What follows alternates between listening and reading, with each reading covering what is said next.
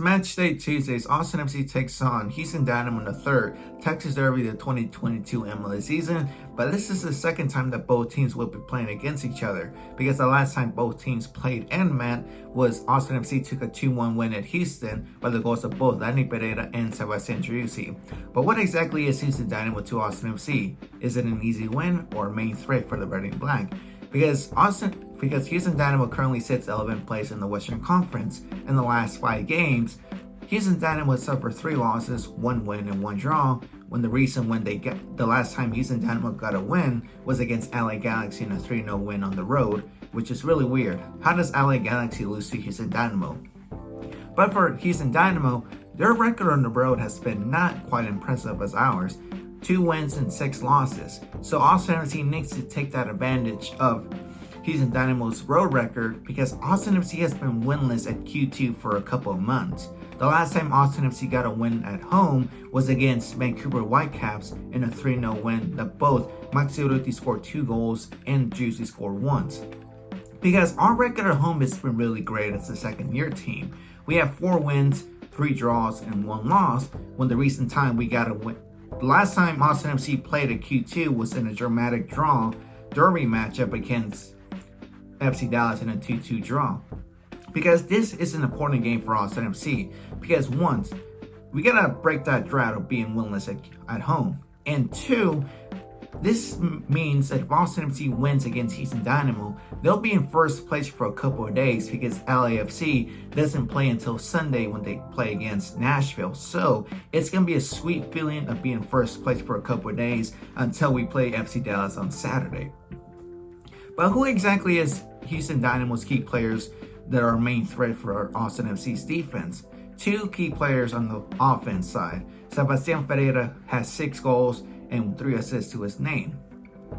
From experience of watching the Mexican League, and this player was a player that I was worried about since I'm a Chivas fan, has to be Daruman Quintero.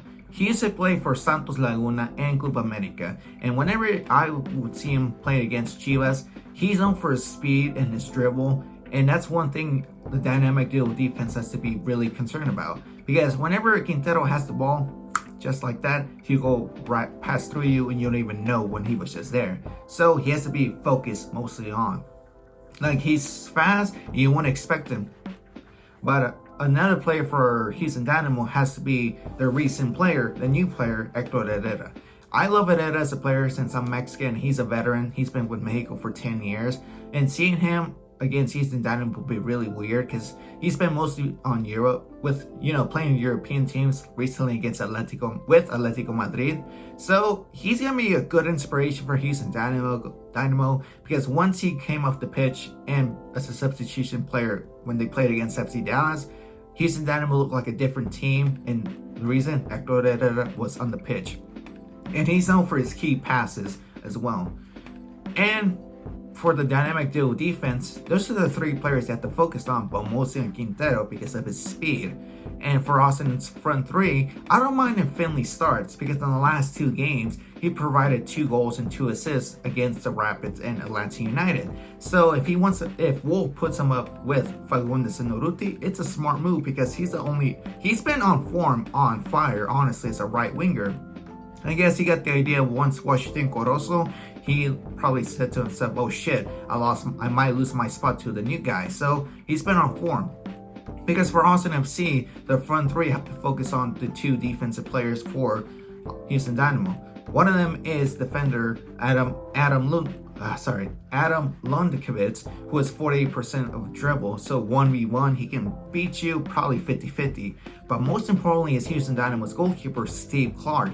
This man has 60 saves out of 79, but in that percent, it is 75% of saves he's earned. So it's going to be he's probably known for his acrobatic skills. So I would say Fagundes and Urruti and Finley have to do their best to, probably shoot the ball lower, because whenever you shoot the ball and lower on the goal, goalkeepers tend to have a problem getting low balls.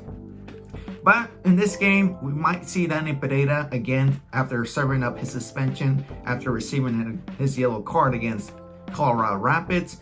Could we see him or Felipe? Because Owen Wolf might be in the bench, so we don't know if either Felipe Pereira or Driussi might start, but I would say probably Driussi and Felipe and Pereira back in the central midfield. Alex Room might be in the 6 again. And the dynamic duo defense might be back because Cascante is fully recovered from his injury. This time he's cleared, but him and the Norwegian Viking of Gaviasen, I hope it's back in form. But yeah, you guys, I hope this was understandable because Austin FC needs to get a win against Houston Dynamo. That way they can earn first place. My prediction for this game, a 3-1 win for the Verde and Black. By the goals of Driussi again, Urruti.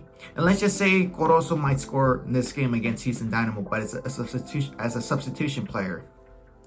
But yeah, you guys, I won't be going to the game today due to work schedule problems. It's not a problem, but gotta make a living. But I hope Austin FC gets a win, and hopefully we get first place. But yeah, you guys, this is Vanilla Mexican 17. I'll be back here probably again with the reaction to the Austin FC Houston Dynamo match. But for the meantime, you guys, stay hydrated, and I'll catch you guys on the next one.